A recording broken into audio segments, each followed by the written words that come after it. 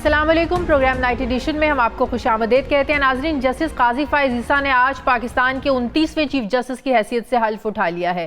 काजी फ़ाइज़ ईसा ने एक ऐसे वक्त में चीफ जस्टिस का चार्ज संभाला है जब आइन को बहरान का और जस्टिस को अब बड़े बड़े चैलेंजेस का सामना है। नए चीफ जस्टिस काजी फ़ाइज़ ईसा के लिए ये चैलेंज है कि वो पार्लियामेंट के बनाए कानून, प्रैक्टिस एंड प्रोसीजर एक्ट का कि वो कैसे अपनी पावर्स को रेगुलेट करते हैं। ये बहुत बड़ा चैलेंज है उनके लिए।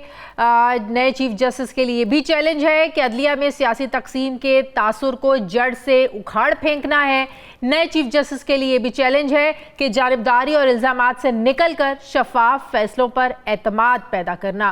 काजी फ़ाइज़ ईसा के लिए ये भी चैलेंज है कि आम आदमी को तारीख पर तारीख देने की बजाय डोर स्टेप पर फौरी इंसाफ मुहैया करना।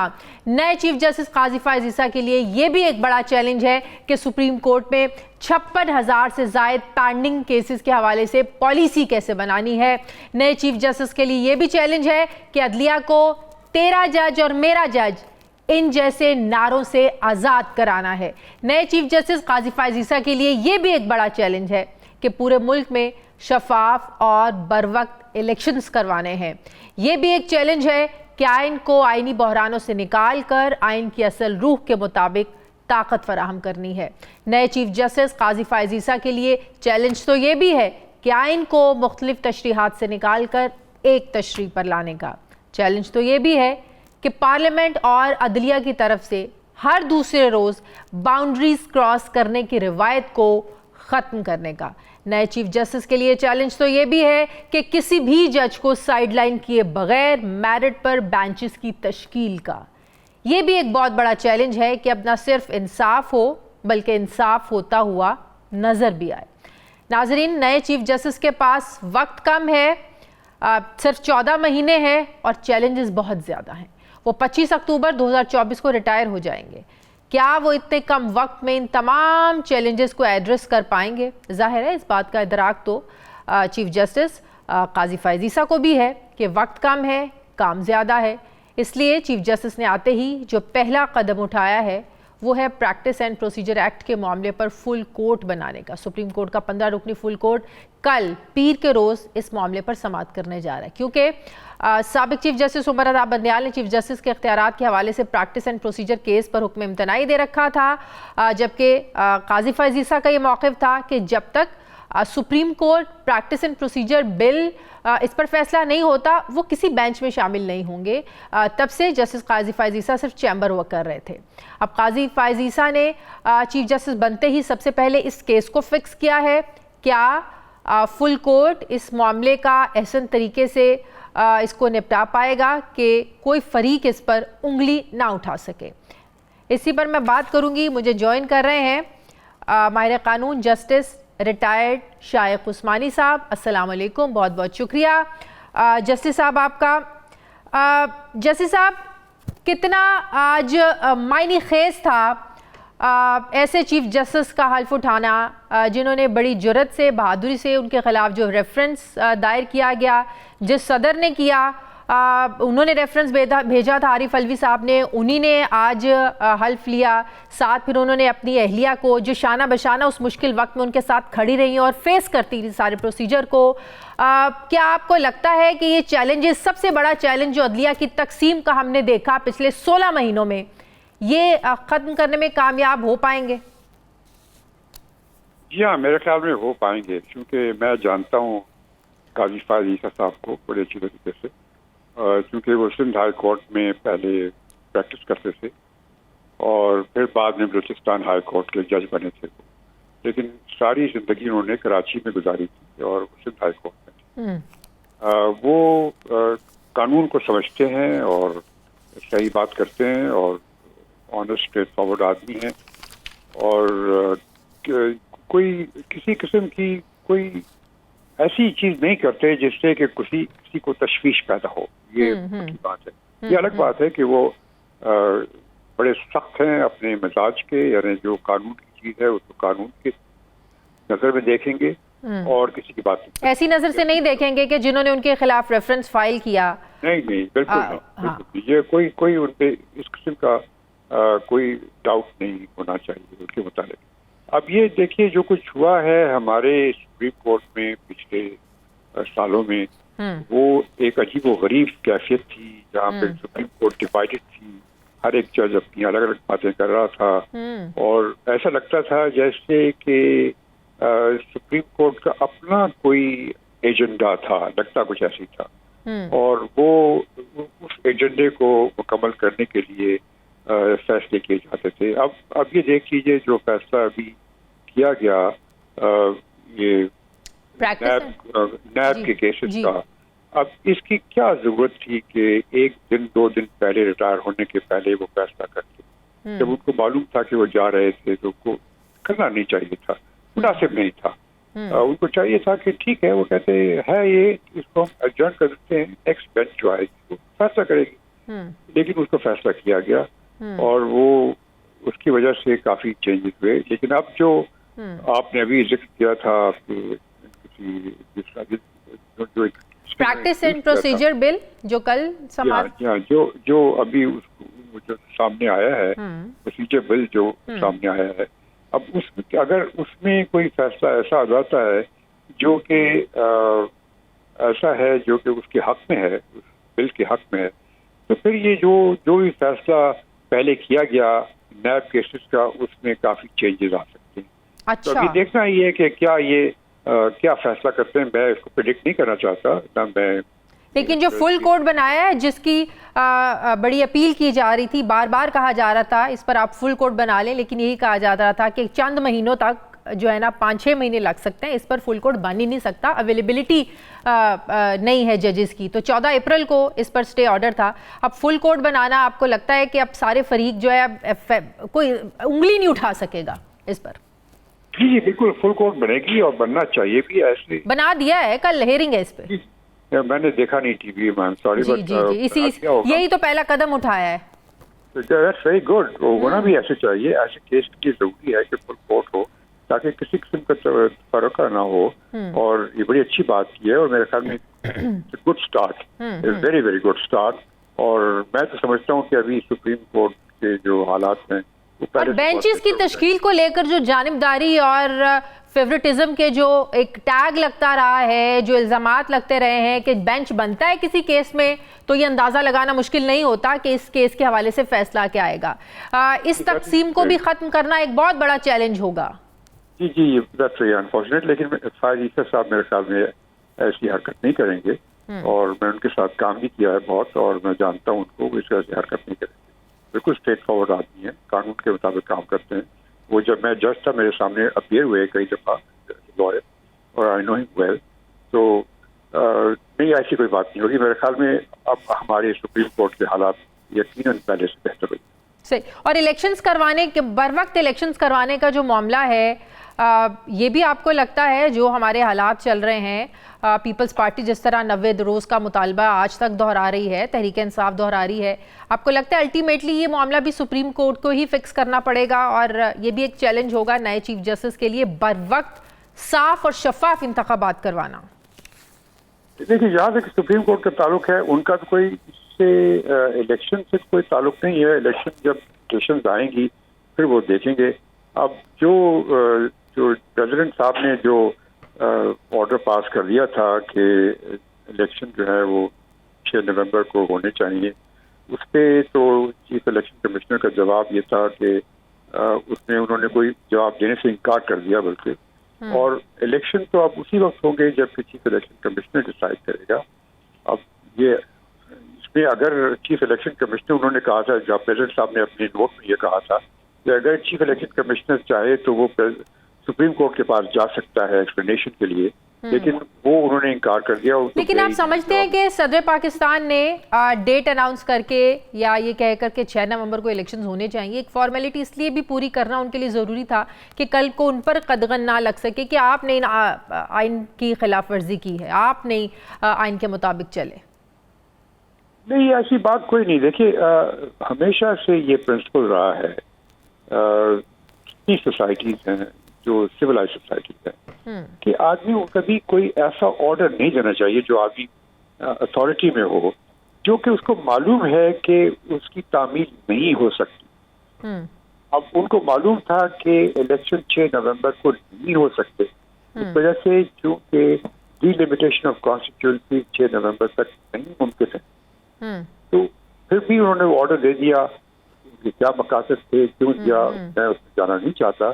इस बार सूरत उन्होंने एक ऑर्डर सही नहीं दिया था और सही चीजें नहीं की थी, और अब इवेंचुअली फैसला कब इलेक्शन होंगे वो चीफ इलेक्शन कमिश्नर करेगा। सही। जैसे साहब, जजेस के सुप्रीम कोर्ट के दायरे इख्तियार की भी बड़ी बात होती है। ये जो नैब तरमीम को लेकर बंदियाल साहब ने जाने से एक दिन पहले जो फैसला दिया, क्या जो पार्लियामेंट कानून साजी करता है, पार्लियामेंट एक्ट जो बनाता है, तरमीम जो होती हैं, इनको कलअदम करार देना, जो जस्टिस मंसूर अली शाह का इख्तलाफी नोट था कि 24 करोड़ अवाम की नुमाइंदा पार्लियामेंट अगर कानून साजी करती है तो गैर मुंतखब जजेस ये काम नहीं कर सकते, तो क्या ये अदालतों का, जजेस का इख्तियार होता है कि पार्लियामेंट की जो कानून साजी है उसको ख़त्म कर सकें?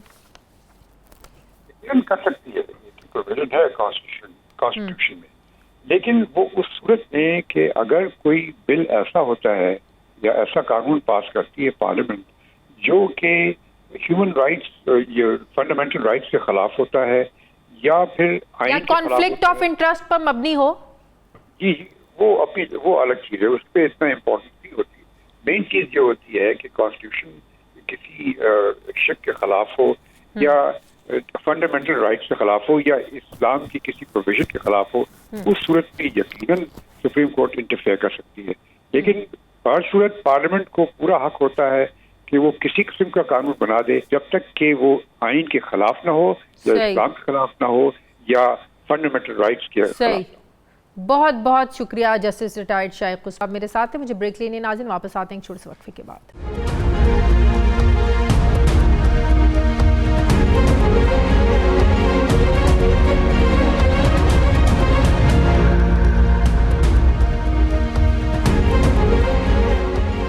ब्रेक के बाद एक बार फिर से आपको खुशामदीद कहते हैं। सीनियर सहाफ़ी तज्ज़ियाकार अतर काज़मी साहब मुझे ज्वाइन करें। अस्सलाम वालेकुम, बहुत बहुत शुक्रिया अतर साहब आपका।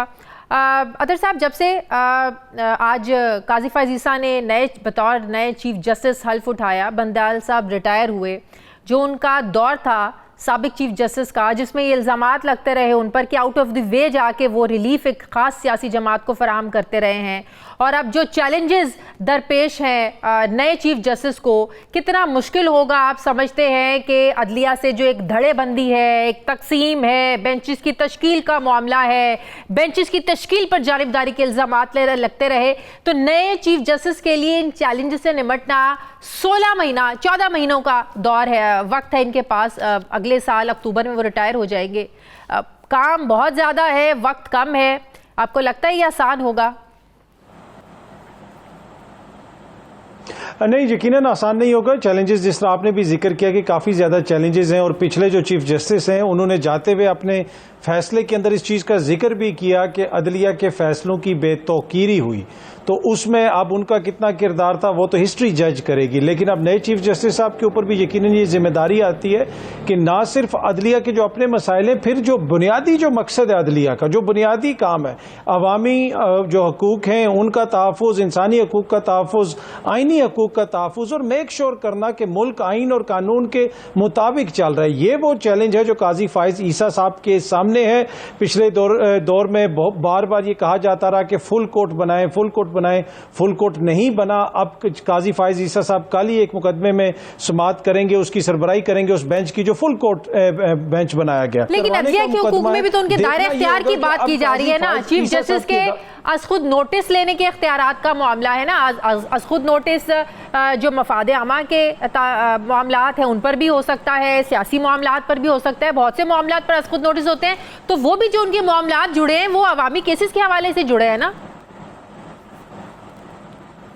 जी देखें, वो तो उनका इख्तियार है ना। देखें, एक चीफ जस्टिस साहब नोटिस लें या 3 जज साहिबान नोटिस लें तो वो तो इख्तियार वहां पे उनका महदूद होता है, इख्तियार वो आपस में बांटते हैं। लेकिन जो मैं अर्ज कर रहा हूं वो ये है कि जो अवाम के हकूक हैं उनसे जो रिलेटेड मुकदमात हैं, ऑब्वियसली इस मुकदमे की अहमियत अपनी जगह पे, लेकिन असल मुकदमात जिनके ऊपर इस वक्त पूरी कौम की नजर है, 90 रोज के अंदर आइन के अंदर वाजे तौर पे लिखा है कि आपने इंतखाबात करवाने। अब पीपल्स पार्टी भी ये मुतालबा कर रही है, वहां पे क्या फुल कोर्ट बेंच बनेगा और ये मेक श्योर किया जाएगा कि अवाम का जो राइट है उसको मिले और 90 रोज के अंदर इंतखाबात हो। ये वो चैलेंजेस हैं जो बड़े चैलेंजेस हैं। बाकी जो उसके अलावा इंसानी हकूक की मुबैना खिलाफ वर्जियां हैं, चौधरी परवेज लाई को बार-बार 90 रोज का जो मामला था वो तो बंदियाल साहब ने भी उठाया। बंदियाल साहब ने तो हुक्म दिया था, पंजाब और केपीके में इंतखाबात, पंजाब में एक डेट सामने आ गई थी, लेकिन मसला ये था, कमी ये रह गई कि वो उसको इंप्लीमेंट नहीं करवा सके, अपने ही दिए हुए फैसलों को वो इंप्लीमेंट नहीं करवा सके। ये एक बहुत बड़ी कमी रह गई।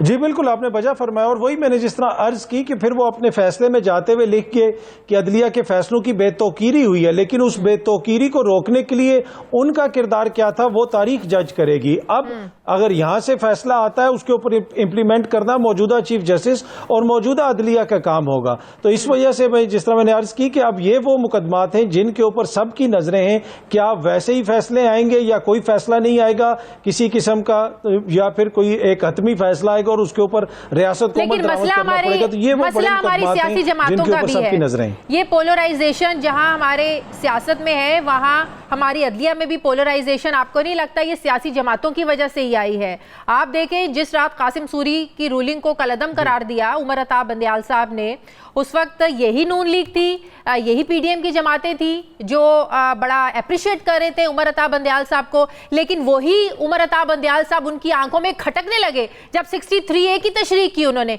जब उन्होंने कहा कि पार्टी पॉलिसी के खिलाफ कोई वोट नहीं दे सकता, सिर्फ वो नाअहल नहीं होगा बल्कि उसका वोट भी शुमार नहीं होगा। मतलब ये है कि यहाँ जब अपनी मर्जी के फैसले आ जाए तो वो चीफ जस्टिस, वो जजेस अच्छे लगते हैं, लेकिन जो जजेस आपके इंटरेस्ट के खिलाफ फैसले दे दे वही जजेस हमें, मतलब कि वो हमें सूट नहीं करते। तो ये हमारी सियासतदानों का भी मसला है, हमारे सियासतदानों ने इदारों को पोलराइज किया। जी जी जी बिल्कुल दुरुस्त आपने फरमाया। देखिए, होता यह है कि जब फैसला आ जाए वो एक पब्लिक प्रॉपर्टी बन जाता है, उस फैसले के ऊपर आप तनकीद कर सकते हैं। फैसला किसी के भी खिलाफ आए, पिछले हमने देखा कि तहरीक इंसाफ भी बार बार कहती रही कि 12 बजे क्यों अदालतें खोली, क्यों अदालतें खोली, वो तो ठीक है, नून लीग या दीगर जमातें भी उनके ऊपर तनकीद करती रही फैसलों के हवाले से, लेकिन जिस जाती नौयत के हमले किए गए, उनकी सास को टारगेट किया गया, उनकी फैमिली को टारगेट किया गया, वो बदकिस्मती है। दूसरी बात यह है कि देखें, ये जो आपने पोलराइजेशन की बात की और सियासी जमातों के किरदार की बात की और पार्लियामेंट के किरदार की बात की, बहुत सारे दोस्त जिसमें सहाफी भी हैं, दानिश्वर भी हैं, जिसमें दीगर मोजिज दोस्त भी हैं, वो कहते थे जी पार्लियामेंट बड़ी बालादस्त है। तो ऐसी पार्लियामेंट क्या अवाम की विल होती है, अवाम की मंशा होती है? अपनी मर्जी के अपने फायदे के कानून वो बनाते रहे, फिर उसको जाते हुए बंदियाल साहब ने स्ट्राइक डाउन भी किया। तो हम सबको देखने की जरूरत है कि हर कोई अगर अपने अपने आईनी किरदार और दायरे के अंदर रह के काम करेगा तो काफी आसानियां होंगी। पर इस वक्त काजी फायज ईसा साहब के लिए बहुत बड़ा चैलेंज है। चैलेंज इसलिए है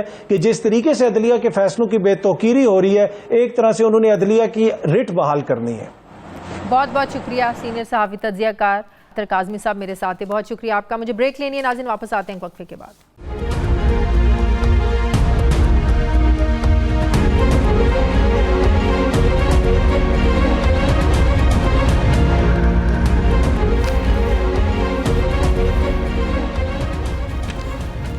ब्रेक के बाद एक बार फिर से आपको खुशामदीद कहते हैं। नाजरीन, पाकिस्तान पिछले कुछ सालों से बदतरीन पॉलिटिकल पोलराइजेशन का शिकार है। सियासी मुखालिफत सियासी दुश्मनी में बदल चुकी है। जमातें एक दूसरे से बात करने को तैयार नहीं है। ऐसे में जो भी बीच बचाव कराने आता है उसे भी मतनाज़ बना दिया जाता है। एक ऐसे तल्ख माहौल में सीनियर सियासतदान और साबिक वफाकी वज़ीर मोहम्मद अली दुरानी ने पाकिस्तान, जमहूरियत और फ़ौज पर इत्तफ़ाक़ राय पैदा करने के लिए एक फार्मूला पेश किया है ताकि तमाम स्टेक होल्डर्स को लेवल प्लेइंग फील्ड मिल सके और मार्च से पहले इलेक्शन करवा के असम्बलियों को मुकम्मल किया जा सके। मोहम्मद अली दुरानी साहब ये कहते हैं कि मुल्क को बहरानों से निकालने का एक ही तरीका है कि सियासी जमातें पाकिस्तान, जमहूरियत और फ़ौज पर सियासत ना करें, बल्कि सियासत आइन के दायरे और अवामी मसाइल के हल पर होनी चाहिए। मोहम्मद अली दुरानी साहब की जो तजवीज़ है, ये फार्मूला है, मीडिया में ख़ासी इसको अहमियत दी जा रही है और वक्त का तकाजा भी यही है कि मुल्क में सियासत में जो डेडलॉक लग चुका है, इसमें ब्रेक थ्रू होना चाहिए ताकि आइंदा इलेक्शंस ही नहीं बल्कि मुंतखब हुकूमत के मैंडेट को भी सब माने और ये पैगाम पूरी दुनिया तक जाए कि पाकिस्तान वाकई एक जमहूरी मुल्क है, ताकि बैन अल-अक़वामी इदारों के साथ साथ जो इन्वेस्टर है, सरमायाकार है, उसका भी एतमाद बहाल हो सके। अब सवाल ये है कि दुरानी साहब की जो कोशिश है, जो मुफाहमत की बात वो कर रहे हैं, जो पीटीआई के लोगों और की भी जो ख्वाहिश है मुफाहमत की, जो अभी तक पीटीआई के साथ जुड़े हुए हैं, दुरानी साहब कैसे इसका रास्ता निकालेंगे? कुछ मुलाकातें भी हुई हैं, उस हवाले से भी हम बात करेंगे। इसी पर मुझे ज्वाइन कर रहे हैं मोहम्मद अली दुरानी साहब, जनरल मुशर्रफ साहब के दौर में वफाकी वज़ीर रह चुके हैं बराए इत्तलात व नशरियात। अस्सलाम वालेकुम, बहुत बहुत शुक्रिया दुरानी साहब आपका। दुरानी साहब, यकीनन आपकी बड़ी अच्छी सोच है, बड़ी अच्छी कोशिश है कि जो सारे मामलात हैं ये मुफाहमत से हल हो जाएं, सबको बराबर के मौके मिलने चाहिए। ये कोशिश आप अपने तय कर रहे हैं या कुछ ख़ास दरख्वास्तें आई, रिक्वेस्ट आई आपके पास पीटीआई की तरफ से या और हलकों की तरफ से कि अब बहुत हो गया, अब मामलात को सुलझाना चाहिए, मज़ीद उलझना नहीं चाहिए?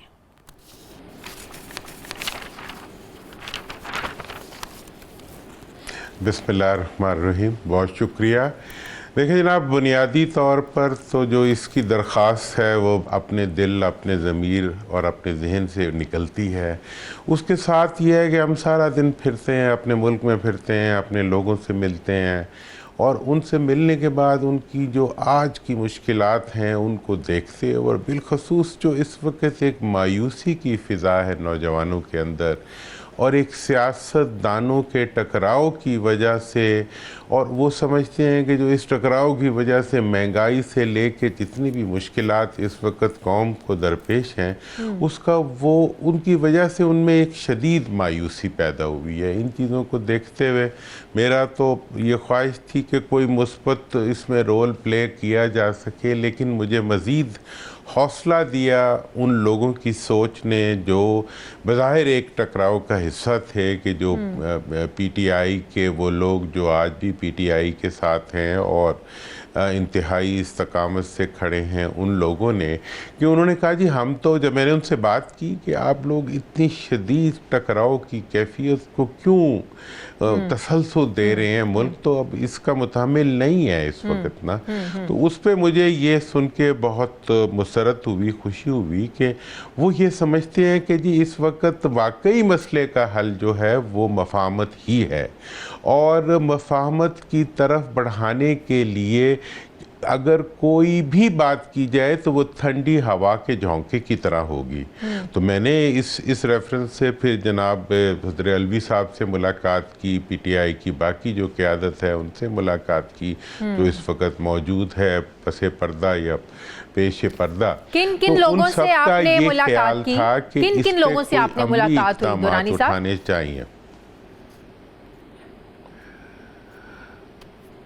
देखें, मैं तो इस वक्त एक तो नाम तो मैं बज़ाहिर ले रहा हूँ और अगले जो बाकी लोगों से मिला हूँ उनसे उम्मीद है कि अगले कुछ दिनों में मैं उन सब के नाम और उनसे मज़ीद जो उनके बारे में उनके वो होंगी वो भी आपकी खिदमत में रख सकूँगा।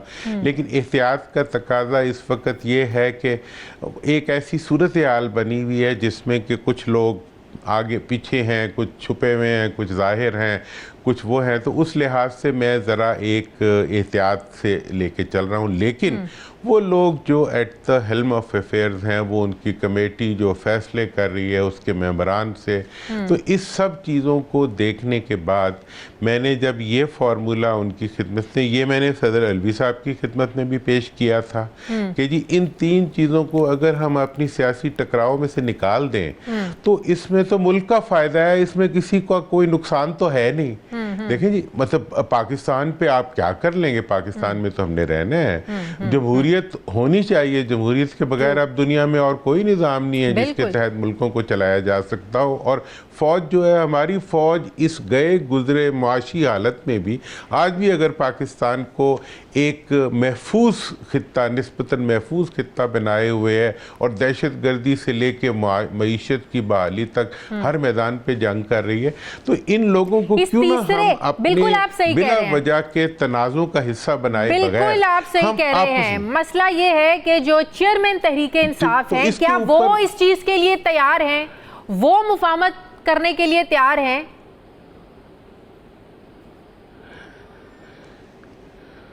देखें, इसका तो आप इससे अंदाज़ा कर लेना कि उनकी वो कमेटी जो इन तमाम मामलात को देख रही है वो उनसे किसी न किसी तरह राब्ते में भी है, और उन्होंने इस चीज़ के ऊपर बहुत इसको पसंद किया और इसके बारे में एक मुस्बत राय दी। और मुझे ये ख्याल है कि यकीनन वो भी इसके ऊपर कोई इतराज़ नहीं करेंगे। आप मुझे बताएं कि पाकिस्तान का कोई सियासतदान ले आएँ, मैं उनसे 10 बस्ता दरख्वास्त करूँगा कि इन 3 इशू के बारे में आप अपनी राय दें कि आपको किसी बात पे कोई इतराज़ है, तो यकीनन कोई भी इतराज़ नहीं कर सकता, ना करना चाहिए, ना कर सकेगा।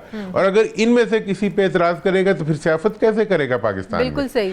तो अभी तक तो ये है कि हम मुख्तलिफ पर्दों के अंदर रख के अपने छुपे हुए जो इरादे होते हैं या छुपे हुए जो हमारे वो इंटेंशंस होती हैं, उनको हम पर्दों के पीछे रख के इन इदारों को या इन चीज़ों को इशू बना के हम अपने लिए सियासत का रास्ता निकालते हैं। अब वो ये बात ये है कि समझते हैं, आप थोड़ा खुले अल्फाजों में PTI बात वाले कर लेते समझते हैं। कि जी, पीटीआई की जो तो राय इस आपने वक्त बता दी। दूसरी सियासी जाहिर है जो पीटीआई जो तनकीद का निशाना भी बनाती रही, जाहिर है वो इस्टेब्लिशमेंट है, वो फौज है। फिर 9 मई का वाकया किसी से ढका छुपा नहीं है। आज पीटीआई जिन हालात को पहुंची है उसकी सबसे बड़ी वजह 9 मई का वो दिन है जो नहीं आना चाहिए था पाकिस्तान की तारीख में। तो बात यह है कि जिस फौज की हम बात कर रहे हैं, इस्टेब्लिशमेंट की हम बात कर रहे हैं, वो तैयार है मुफाहमत के लिए 9 मई के वाकये के बाद?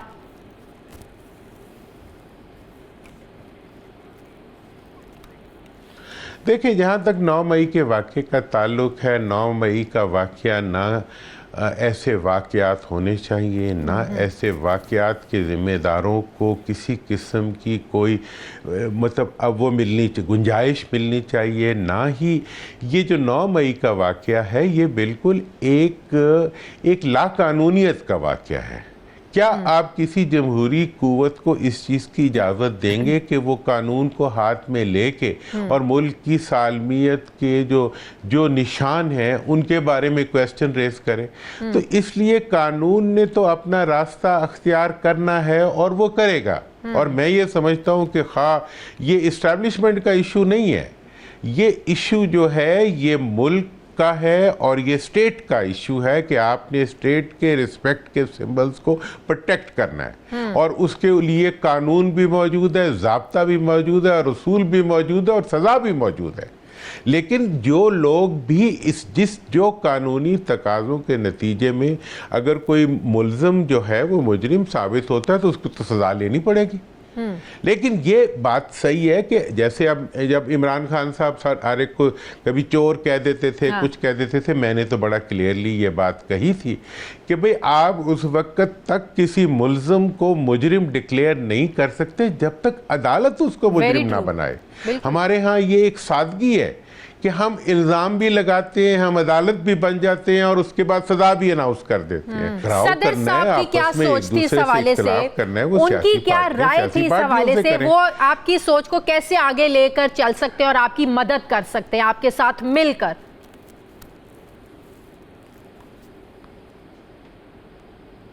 देखें, एक तो पहली मदद तो उससे मेरे मिलने से पहले ही हो चुकी थी कि उनकी मुलाकात हुई थी आर्मी चीफ से और आर्मी के एक और ज़िम्मेदार फ़र्द से, और उसके बाद उनकी राय ये थी कि इस 2 घंटे की मुलाकात जो थी वो बहुत पॉजिटिव रही और उसमें हमें बहुत सा अपने आप को समझने और समझाने का मौका मिला। और उसके बाद जो उनकी तरफ से इक़दामात आपने देखे हैं उसमें एक कांस्टेंट जो है लोअरिंग ऑफ टेम्परेचर नज़र आ रहा है। मैंने फिर यही कहा है कि these are confidence building Mayar and what I am doing is towards the stability and towards the reconciliation की तरफ बढ़ने का रास्ता है। ये नहीं मैं कह रहा कि ओवरनाइट कोई चीज़ें सब तब्दील हो जाएंगी। तो इस लिहाज से मैंने जब सदर साहब को ये तजवीज़ दी कि हमें इन 3 नुकात से स्टार्ट लेना चाहिए, फिर इसके बाद और भी बहुत से इक़दाम हैं जो अगले दिनों में मैं साथ साथ पेश भी करता रहूँगा और उसके ऊपर कंसेंसस बनाने की कोशिश भी करूँगा। और बिलखुसूस आप मीडिया जो है हमारा हमारा। देखिए, मीडिया को अगर दूसरों को टकराव के नतीजे में अटेंशन मिलती हो तो वो तो मुल्क के मफाद में नहीं है। अगर मुल्क की तामीर के लिए और मुल्क के अंदर एक रिकन्सिलेटरी एटमॉस्फेयर जनरेट करने के लिए वो कोई रोल प्ले करे तो उसको अप्रिशिएट किया जाना चाहिए। आज आपसे मैं इसके ऊपर इब्लाग कर रहा हूँ, मैं बहुत एक प्रोग्राम छोड़ के आया हूँ ताकि इस अपॉर्चुनिटी के ज़रिए मैं चाहूँगा कि हम अपना मौक़िफ़ आवाम तक तो पहुँचाएंगे ही पहुँचाएंगे, उन लोगों तक भी पहुँचाएँ जो फैसला करने की जगह पे बैठे हुए हैं। और जब उन तक एक सेन बात पहुँचेगी, एक ठंडी हवा पहुँचेगी। आप ज़रा सियासत में लेवल प्लेइंग फील्ड, ये हर कोई जो आज मुतालबा कर रहा है, मरीम नवाज भी करती हैं, आज पीपल्स पार्टी भी कर रही है, तहरीक इंसाफ भी कर रही है, ये सियासत में लेवल प्लेइंग फील्ड का मतलब क्या है? क्या ये लेवल प्लेइंग फील्ड है कि अगर किसी ने करप्शन की है या कोई सज़ा याफ्ता है, सब कुछ भुला के सज़ाएं माफ़ करके उसको इलेक्शन लड़ने का मौका दिया जाए?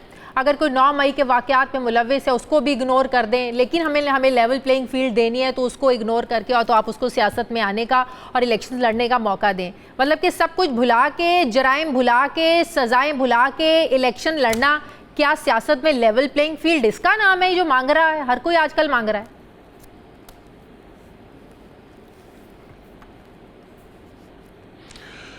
देखें, सियासत में लेवल प्लेइंग फील्ड तो सिर्फ लीडर मांगते हैं, अवाम तो मांग नहीं सकते। आप 76 साल के अंदर इस मुल्क के अवाम को उनकी अपनी एम्पावरमेंट का जरिया बल्दियाती इंतखाबात नहीं दे सके। हाँ। आपने आज तक इस मुल्क के अवाम को इतना काबिल एहतराम नहीं समझा कि उनकी सेल्फ गवर्नेंस के निज़ाम को आप कौमी इंतखाबात और सूबाई इंतखाबात के साथ आगे लाते। आपने आज तक जो है अवाम के लिए किसी इकदाम को उठाने के बजाय आपने अपनी ख़ानदानी आमरीतों और अपनी ख़ानदानी वजाहत और अपने माजी के इक़दामात के तहफ़्फ़ुज़ के लिए और आपने जो स्टेटस अवाम की ताकत से एक्वायर किया है उस स्टेटस को अपनी ज़ातों के लिए इस्तेमाल करने के नतीजे में मुल्क को गरीब करते हुए एक मुल्क गरीब तरीन मुल्क के सियासतदान क्यों अमीर हैं? ठीक है, बहुत बहुत शुक्रिया मोहम्मद अली साहब, साबिक वफाकी वजीर मेरे साथ है, बहुत शुक्रिया आपका। मुझे प्रोग्राम में एक ब्रेक लेनी है नाज़रीन, वापस आते हैं एक वक्फे के बाद।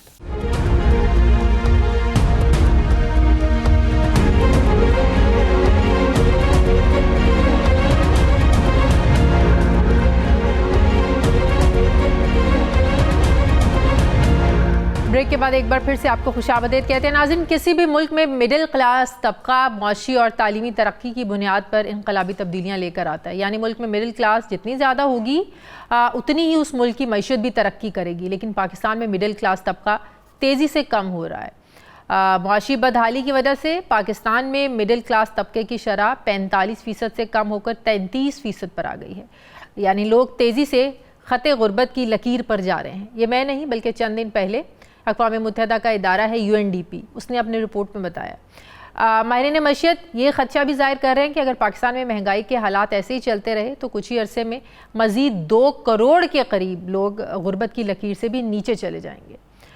माहिर मईशत डॉक्टर हफीज़ पाशा के मुताबिक मुल्क में बेरोज़गारी में सालाना 10% इजाफे की वजह से 30 लाख लोग गरीब तबके में शामिल होते जा रहे हैं।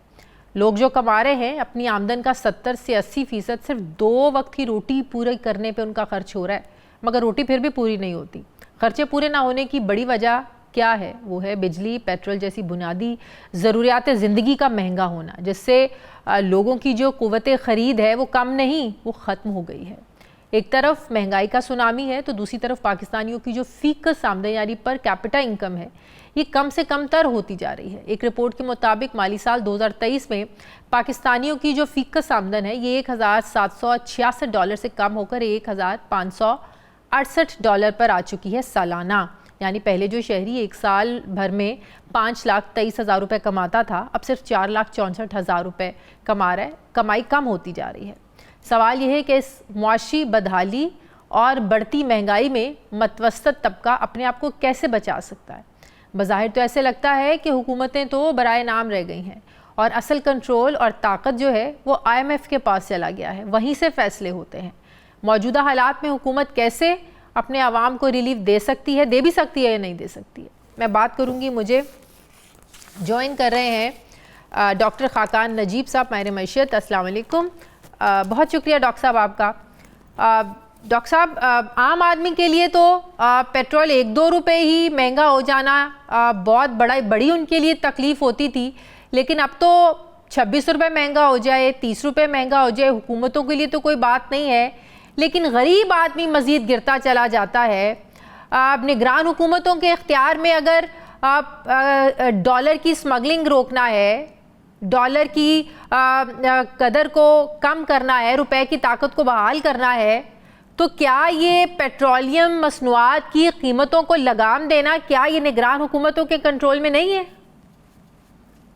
बिस्मिल्लाहिर्रहमानिर्रहीम। सो एक जायज़ा लेते हैं कि इस वक्त खड़े हुए कहाँ हैं। देखिए, एक तो है कि IMF के प्रोग्राम में हैं, सो हमें उनके जो अहदाफ उनसे आप लोगों ने तय किए हैं, एज अ नेशन तय किए हैं, उनको एग्री किया हुआ है, उन पे हमें चलना है। बिकॉज हमारे डॉलर्स की फरामी जो इंटर बैंक में है वो उनसे मनसूख है, चाहे वो कमर्शियल फंडिंग हो, जनीवा के प्लेजेस हो, वर्ल्ड बैंक की फंडिंग हो, वो सब उनसे मनसूख है। सो ये हमने उसमें रहना है। अब पाकिस्तान एक स्टैगफ्लेशन में चला गया, जिसका मतलब है कि हमारी शरह नमू यानी कि ग्रोथ बहुत कम है। जिन सब चीज़ों का आपने जिक्र किया है कि आपने एम्प्लॉयमेंट क्रिएट करनी है, आपने फीकस आमदन बढ़ानी है, आपने पाकिस्तान की सप्लाई साइड बेहतर करनी है ताकि आपकी इन्फ्लेशन जो है परमानेंटली दूर की जा सके, इन सब का ताल्लुक ग्रोथ से है। पाकिस्तान जो कि पिछले साल नियर 0% या नेगेटिव ग्रोथ में था और इस साल भी 2-2.5% से शायद ऊपर ना जा सकें, but some good science are there which are in agriculture. Agriculture की जो फसलें हैं वो अच्छी आ रही हैं, स्पेशली 12 मिलियन बेल्स अगर कॉटन आ गई